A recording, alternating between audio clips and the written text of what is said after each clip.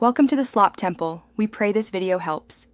You start by confirming your Headunit's Android build and freeing at least 500 MB for the app and cache. Once done, enable unknown sources and, if present, ADB to allow sideloading. Make a full settings backup before proceeding. Next, move the Headunit Reloaded APK to a USB stick or SD card and verify the file integrity.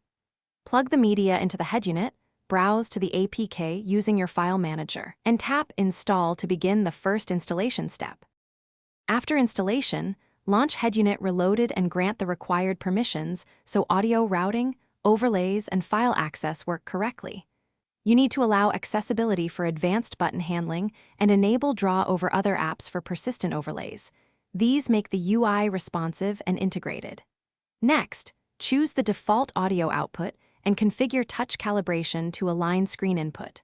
Finally, enable Start on Boot and create a home screen or hardware button shortcut, so the app becomes the primary interface every time the unit powers up.